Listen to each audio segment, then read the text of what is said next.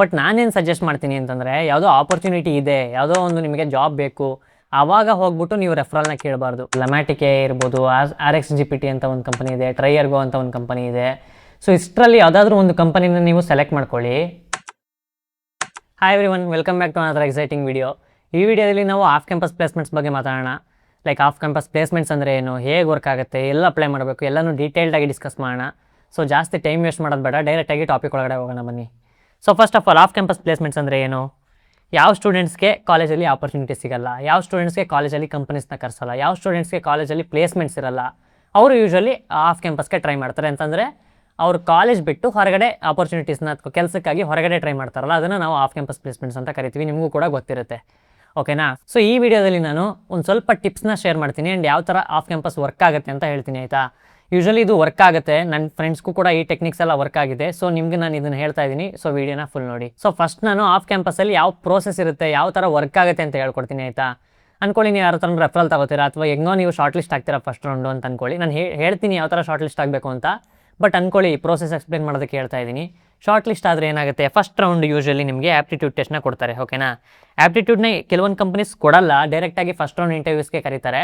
But almost ಎಲ್ಲ ಕಂಪನೀಸಲ್ಲೂ ಒಂದು test round ಅಂತ ಇರುತ್ತೆ, ಅಥವಾ ಸ್ಕ್ರೀನಿಂಗ್ ಅಂತ ಇರುತ್ತೆ, ಅಥವಾ ಆಪ್ಟಿಟ್ಯೂಡ್ ರೌಂಡ್ ಅಂತ ನಮಗೆ ಇರುತ್ತೆ, ಅಥವಾ ಕೋಡಿಂಗ್ ರೌಂಡ್ ಅಂತ ಇರುತ್ತೆ, ಓಕೆನಾ? ಇದು ಯೂಶ್ವಲಿ ಆನ್ಲೈನ್ ಅಸೆಸ್ಮೆಂಟ್ಸ್ ಇರುತ್ತೆ, ಆನ್ಲೈನ್ ಅಸೆಸ್ಮೆಂಟ್ ಆಗಿರುತ್ತೆ.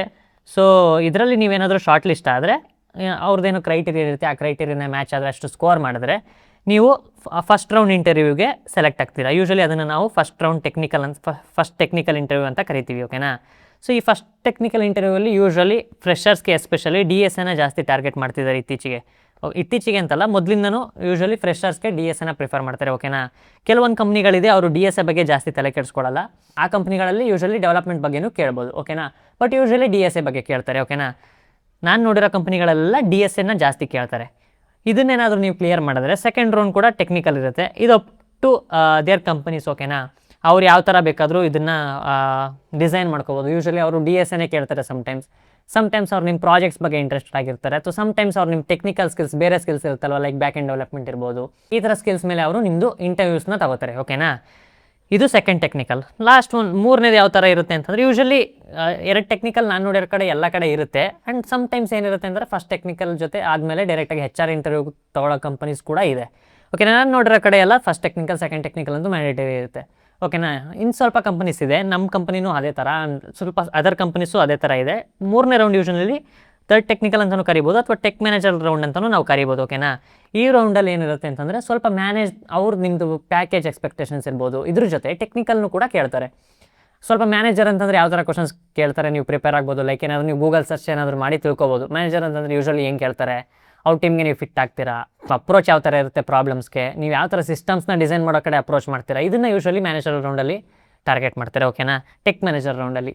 ಆ್ಯಂಡ್ ಇದಾದಮೇಲೆ ಕೆಲವು ಕಂಪ್ನೀಸಲ್ಲಿ ಮ್ಯಾನೇಜರ್ ರೌಂಡ್ ತೊಗೋತಾರೆ. ಇದಾದಮೇಲೂ ಮತ್ತೆ ಮ್ಯಾನೇಜರ್ ರೌಂಡ್ ತೊಗೊಳೋದು ತುಂಬ ರೇರು, ನಾನು ಅದನ್ನು ಕನ್ಸಿಡರ್ ಮಾಡಲ್ಲ.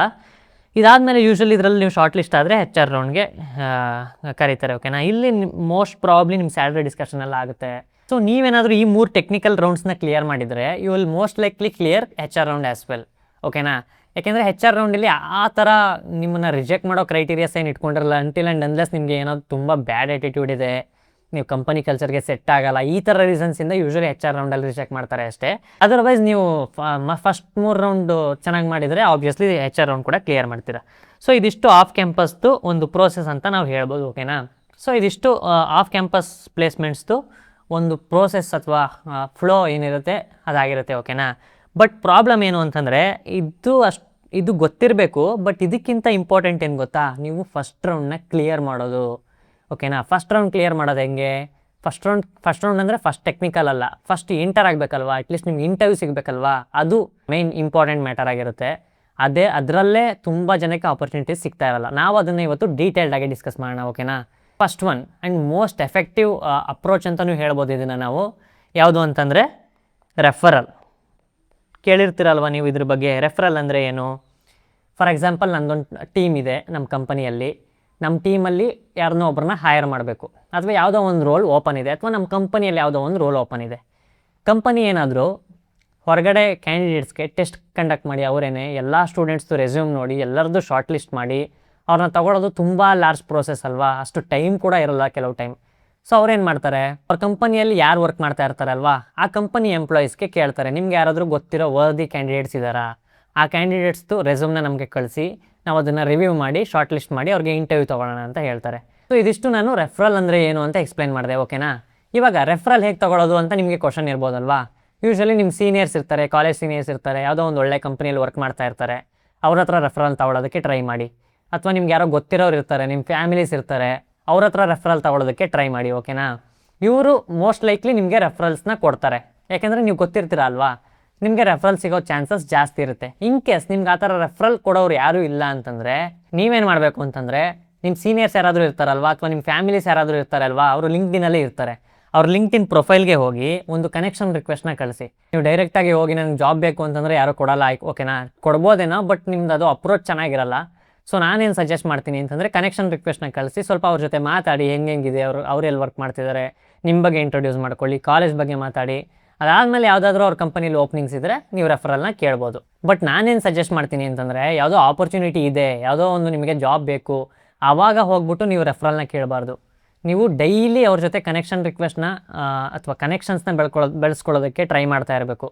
ಅಂತಂದರೆ ಲಿಂಕ್ಡ್ಇನ್ ಕನೆಕ್ಷನ್ಸ್ನ ಅಲ್ಲ, ನಿಮ್ಮ ಪರ್ಸ್ನಲ್ ಕನೆಕ್ಷನ್ಸ್ನ ಬೆಳೆಸ್ಕೊಳ್ಳೋದಕ್ಕೆ ಟ್ರೈ ಮಾಡ್ತಾ ಇರಬೇಕು. ಯಾರ ಜೊತೆ, ನಿಮ್ಮ ಸೀನಿಯರ್ಸ್ ಜೊತೆ, ಅಥವಾ ನೀವು ಯಾವುದಾದ್ರೂ ಕಾಲೇಜ್ ಕ್ಲಬ್ಸಲ್ಲಿ ವರ್ಕ್ ಮಾಡಿದರೆ ಅದರಲ್ಲಿ ಯಾರು ಸೀನಿಯರ್ಸ್ ಇರ್ತಾರೆ ಅವ್ರ ಜೊತೆ, ಅಥವಾ ನಿಮ್ಮ ಟೀಚರ್ಸ್ ಯಾರಾದರೂ ಗೊತ್ತಿದ್ದರೆ ಅವ್ರ ಸ್ಟೂಡೆಂಟ್ಸ್ ಯಾರಾದರೂ ಸ್ಟೂಡೆಂಟ್ಸ್ ಇರ್ತಾರಲ್ಲ ಅವ್ರ ಜೊತೆ ಆಗಿರ್ಬೋದು. ಇದ್ರ ಜೊತೆ ಡೈಲಿ ನಾರ್ಮಲ್ ಕಾನ್ವರ್ಸೇಷನ್ನ ಮಾಡ್ತಾಯಿರಿ, ಒಂದು ಕನೆಕ್ಷನ್ನ ಬಿಲ್ಡ್ ಮಾಡ್ಕೋತಾಯಿರಿ. ಇದು ನಿಮಗೆ ಫ್ಯೂಚರಲ್ಲಿ ರೆಫರಲ್ಗೂ ಕೂಡ ಹೆಲ್ಪ್ ಆಗುತ್ತೆ. ಆ್ಯಂಡ್ ನೀವೇನಾದರೂ ಅಪ್ಸ್ಕಿಲ್ ಆಗಬೇಕು ಅಂತಂದರೆ ಇಂಡಸ್ಟ್ರಿಯಲ್ಲಿ ಏನು ನಡೀತಾ ಇದೆ ಅಂತಲೂ ನಿಮಗೆ ಗೊತ್ತಾಗುತ್ತೆ. ಸೆಕೆಂಡ್ ಅಪ್ರೋಚ್ ಯಾವುದು ಅಂತಂದರೆ, ರೀಸೆಂಟ್ಲಿ ಫಂಡೆಡ್ ಕಂಪನೀಸ್ದು ಒಂದು ಲಿಸ್ಟ್ನ ತೊಗೋಬೇಕು ನೀವು. ಎಲ್ಲಿ ಸಿಗುತ್ತೆ ಇದು? ಕೆಲವೊಂದು ವೆಬ್ಸೈಟ್ಸಲ್ಲೇ ಸಿಗುತ್ತೆ, ಲೈಕ್ ಲಿಂಕ್ಡ್ಇನ್ನಲ್ಲೇ ಸಿಗುತ್ತೆ, ವೆಲ್ ಫೌಂಡ್ ಅನ್ನೋ ವೆಬ್ಸೈಟಲ್ಲಿ ಸಿಗುತ್ತೆ. ನಾನು ಬೇಕಿದ್ರೆ ಡೆಮೋ ತೋರಿಸ್ತೀನಿ ಯಾವ ಥರ ರೀಸೆಂಟ್ಲಿ ಫಂಡೆಡ್ ಕಂಪನೀಸ್ದು ಲಿಸ್ಟ್ನ ತೊಗೋಬೇಕು ಅಂತ. ಆ ಥರ ರೀಸೆಂಟ್ಲಿ ಫಂಡೆಡ್ ಕಂಪನೀಸ್ದು ಲಿಸ್ಟ್ನ ತೊಗೊಳ್ಳಿ. ಅವ್ರ ಫೌಂಡರ್ಸ್ ಇರ್ತಾರೆ ಅಲ್ವಾ, ಅಥವಾ ಯಾವುದಾದ್ರೂ ಅವ್ರ ಕಂಪನಿಯಲ್ಲಿ ಆ ಸ್ಟಾರ್ಟಪ್ಪಲ್ಲಿ ವರ್ಕ್ ಮಾಡೋ ಎಂಪ್ಲಾಯೀಸ್ ಇರ್ತಾರೆ ಅಲ್ವಾ, ಅವ್ರಿಗೆ ಲಿಂಕ್ಡ್ಇನ್ನಲ್ಲಿ ರಿಕ್ವೆಸ್ಟ್ ಕಳಿಸಿ ಆ್ಯಂಡ್ ಯಾವುದಾದ್ರೂ ರೋಲ್ಸ್ ಇದೆಯಾ ಅಂತ ಕೇಳಿ ಅಲ್ಲೂ ಕೂಡ ನೀವು ಡೈರೆಕ್ಟಾಗಿ ಇಂಟರ್ವ್ಯೂಸ್ನ ತೊಗೊಳ್ಬೋದು. ಯಾಕೆಂತಂದರೆ ರೀಸೆಂಟ್ಲಿ ಫಂಡ್ ಆಗಿದೆ ಕಂಪನಿ ಅಂತಂದರೆ ಆಬ್ವಿಯಸ್ಲಿ ಅವರು ಹೈರಿಂಗ್ನ ಮಾಡ್ತಾ ಇರ್ತಾರೆ. ಓಕೆನಾ. ಸೊ ಬನ್ನಿ, ಇದು ಯಾವ ಥರ ರೀಸೆಂಟ್ಲಿ ಫಂಡೆಡ್ ಕಂಪನೀಸ್ದು ಲಿಸ್ಟ್ ತೊಗೋಬೇಕು ಅಂತ ಒಂದು ಡೆಮೋ ತೋರಿಸ್ತೀನಿ ನಿಮಗೆ. ಓಕೆ, ಇದೇ ಒಂದು ವೆಲ್ ಫೌಂಡ್ ಅನ್ನೋ ವೆಬ್ಸೈಟ್ ನಾನು ಹೇಳಿದ್ದು. ಇದರಲ್ಲೇ ಯೂಶ್ವಲಿ ನಿಮಗೆ ರೀಸೆಂಟ್ಲಿ ಫಂಡೆಡ್ ಕಂಪನೀಸ್ದು ಲಿಸ್ಟ್ ಏನಿದೆ ಅಲ್ವಾ, ಅದು ಇಲ್ಲಿ ಸಿಗುತ್ತೆ. ಯಾಕೆಂತಂದರೆ ಈ ವೆಬ್ಸೈಟಲ್ಲಿ ಯೂಶ್ವಲಿ ಯಾವ ಕಂಪನಿ ಸ್ಟಾರ್ಟಪ್ಗಳಿರ್ಬೋದು ಅಥವಾ ಏನಾದರೂ ರೀಸೆಂಟ್ಲಿ ಫಂಡೆಡ್ ಕಂಪನೀಸ್ ಇರುತ್ತಲ್ವಾ, ಆ ಕಂಪನೀಸ್ ಇಲ್ಲಿ ಲಿಸ್ಟ್ ಆಗಿರುತ್ತೆ. ಇಲ್ಲೂ ಕೂಡ ನೀವು ಅಪ್ಲೈ ಮಾಡ್ಬೋದು. ಬಟ್ ಇದಕ್ಕಿಂತ ಒಳ್ಳೆ ಅಪ್ರೋಚ್ ಯಾವುದು ಅಂತ ನಾನು ಹೇಳ್ಕೊಡ್ತೀನಿ ಬನ್ನಿ. ಸೊ ಇಲ್ಲಿ ನೀವು ಬಂದರೆ ಜಾಬ್ಸ್ ಟ್ಯಾಬಿಗೆ ಬಂದರೆ ತುಂಬ ಕಂಪನೀಸ್ದು ಲಿಸ್ಟ್ ಇದೆ ನೋಡಿ. ಲೈಕ್ ಪೆಡಾಕ್ಸ್ ಟೆಕ್ನಾಲಜೀಸ್ ಇರ್ಬೋದು, ಲೆಮ್ಯಾಟಿಕೆ ಇರ್ಬೋದು, RxGPT ಅಂತ ಒಂದು ಕಂಪನಿ ಇದೆ, ಟ್ರೈಯರ್ಗೋ ಅಂತ ಒಂದು ಕಂಪನಿ ಇದೆ. ಸೊ ಇಷ್ಟರಲ್ಲಿ ಯಾವುದಾದ್ರೂ ಒಂದು ಕಂಪನಿನ ನೀವು ಸೆಲೆಕ್ಟ್ ಮಾಡ್ಕೊಳ್ಳಿ. ಸೆಲೆಕ್ಟ್ ಮಾಡಿಕೊಂಡು ಆ ಕಂಪನಿ ನೇಮ್ನ ಕಾಪಿ ಮಾಡ್ಕೊಳ್ಳಿ. ಕಾಪಿ ಮಾಡ್ಕೊಂಡು ಏನು ಮಾಡಿ ಅಂತಂದರೆ ಡೈರೆಕ್ಟಾಗಿ ಲಿಂಕ್ಡ್ಇನ್ಗೆ ಬಂದು ಲಿಂಕ್ಡ್ಇನ್ನಲ್ಲಿ ಪೇಸ್ಟ್ ಮಾಡಿ.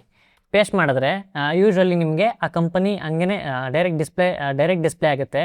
ಬಟ್ ನಿಮ್ಗೆ ಏನಾದರೂ ಅದು ಸಿಗಲಿಲ್ಲ ಅಂತಂದರೆ ಈ ಕಂಪನಿ ಫಿಲ್ಟರ್ ಇದೆ ಅಲ್ವಾ, ಆ ಫಿಲ್ಟರ್ನ ಟರ್ನ್ ಆನ್ ಮಾಡಿದ್ರೆ ಸಾಕು, ಯಾವ ಕಂಪನಿ ಅಲ್ಲಿ ನೋಡಿದ್ವಿ ಅಲ್ವಾ ಅದು ಇಲ್ಲಿ ಬರುತ್ತೆ. ಓಕೆನಾ. ಇದರೊಳಗಡೆ ನೀವು ಬಂದರೆ ಇದ್ರದ್ದು ಪೀಪಲ್ ಅನ್ನೋ ಸೆಕ್ಷನ್ಗೆ ಏನಾದರೂ ಹೋದರೆ ನೀವು ಇವ್ರ ಎಂಪ್ಲಾಯೀಸ್ದು ಲಿಸ್ಟ್ ಇಲ್ಲಿ ಇರುತ್ತೆ.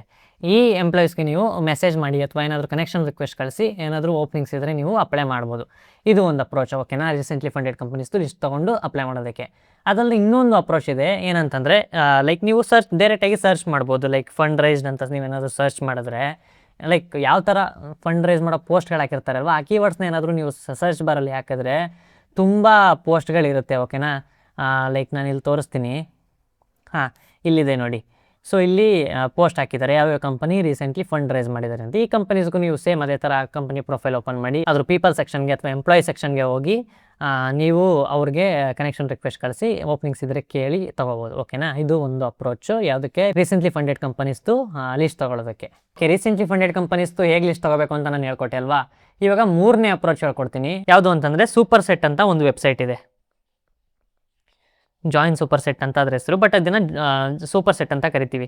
ಓಕೆನಾ. ಈ ವೆಬ್ಸೈಟಲ್ಲಿ ಯೂಶ್ವಲಿ ಎಲ್ಲ ಸರ್ವಿಸ್ ಕಂಪನಿಗಳು ಫ್ರೆಷರ್ಸ್ಗೆ ಎಸ್ಪೆಷಲಿ ಇದೇ ವೆಬ್ಸೈಟಿಂದ ಹೈರ್ ಮಾಡ್ತಾರೆ. ಲೈಕ್ TCS ಆಗಿರ್ಬೋದು, ಎಕ್ಸೆಂಚರ್ ಆಗಿರ್ಬೋದು, ಕಾಗ್ನಿಸೆಂಟ್ ಆಗಿರ್ಬೋದು, ಈ ಥರ ಸರ್ವಿಸ್ ಕಂಪನಿಗಳೇನಿದೆ ಅಲ್ವಾ, ಅವರು ಯೂಶಲಿ ಈ ಸೂಪರ್ ಸೆಟ್ ಅನ್ನೋ ಒಂದು ವೆಬ್ಸೈಟಿಂದ ಹೈರ್ ಮಾಡ್ತಾರೆ. ಓಕೆ, ಇಷ್ಟೊತ್ತು ನಿಮಗೆ ಯಾವ ಥರ ಅಪ್ರೋಚಲ್ಲಿ ನೀವು ಒಂದು ಶಾರ್ಟ್ ಲಿಸ್ಟ್ ಆಗ್ಬೋದು ಅಥವಾ ಫಸ್ಟ್ ರೌಂಡ್ ಆಪರ್ಚುನಿಟಿನೇ ತೊಗೋಬೇಕು ಅಂತ ಹೇಳ್ಕೊಟ್ಟೆ ಅಲ್ವಾ.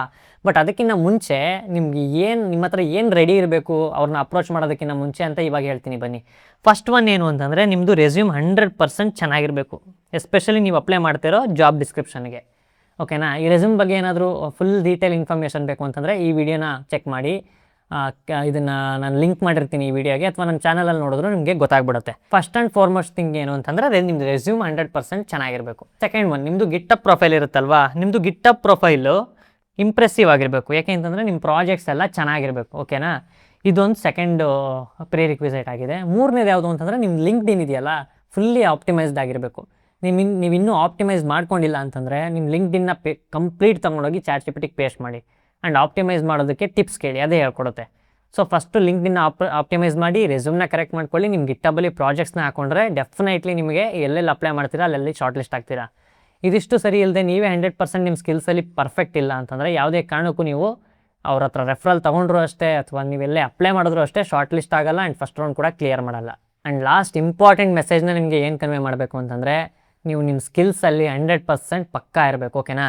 ಎಲ್ಲರೂ ಹೇಳ್ತಾರೆ ಏನು ಅಂತಂದರೆ ಆಫ್ ಕ್ಯಾಂಪಸ್ ಪ್ಲೇಸ್ಮೆಂಟ್ಸ್ ಅಂದರೆ 90% ಲಕ್ ಇರುತ್ತೆ, 10% ಸ್ಕಿಲ್ಸ್ ಇರುತ್ತೆ, 10% ಅಷ್ಟೇ ನಿಮ್ಮ ಸ್ಕಿಲ್ಸ್ನ ಪ್ರೂವ್ ಮಾಡ್ಕೊಳಕ್ಕಿರುತ್ತೆ ಅಂತ.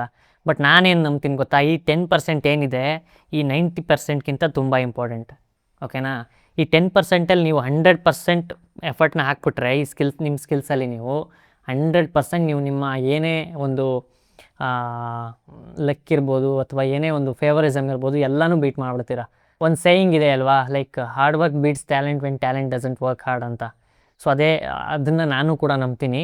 ಸೊ ನೀವು ನಿಮ್ಮ 100% ನಿಮ್ಮ ಸ್ಕಿಲ್ಸಲ್ಲಿ ನಿಮ್ಮ ಎಫರ್ಟ್ನ ನೀವು ಹಾಕಿ ಡೈಲಿ ನಿಮಗೆ ಆಪರ್ಚುನಿಟಿ ಸಿಗ್ತಾ ಇಲ್ವೋ ನಿಮ್ಮ ಹೋಪ್ನ ಬಿಡದೆ ಅಪ್ಲೈ ಮಾಡ್ತಾಯಿರಿ. ಸೊ ಇದಿಷ್ಟು ಇವತ್ತಿನ ವಿಡಿಯೋ ಆಗಿತ್ತು. ನೆಕ್ಸ್ಟ್ ವಿಡಿಯೋದಲ್ಲಿ ಯಾವುದ್ರ ಬಗ್ಗೆ ಮಾತಾಡಬೇಕು ಅಂತ ನೀವು ಕಾಮೆಂಟ್ ಹಾಕಿ. ಆ್ಯಂಡ್ ಇನ್ನೂ ಏನು ಬೆಟರ್ ಅಪ್ರೋಚಸ್ ಇದೆ ನಾನು ಹೇಳದೇ ಇರೋದು, ಆ ಅಪ್ರೋಚಸ್ ಏನಾದರೂ ಇದ್ದರೂ ಕೂಡ ನೀವು ಕಮೆಂಟ್ಸಲ್ಲಿ ಹಾಕ್ಬೋದು, ಬೇರೆಯವ್ರಿಗೂ ಕೂಡ ಹೆಲ್ಪ್ ಆಗುತ್ತೆ. ಆ್ಯಂಡ್ ಇನ್ನೂ ಚಾನಲ್ಗೆ ಯಾರ್ಯಾರು ಸಬ್ಸ್ಕ್ರೈಬ್ ಮಾಡ್ಕೊಂಡಿಲ್ಲ ಸಬ್ಸ್ಕ್ರೈಬ್ ಮಾಡ್ಕೊಳ್ಳಿ. ನೆಕ್ಸ್ಟ್ ವಿಡಿಯೋದಲ್ಲಿ ಸಿಗೋಣ. ಬಾಯ್.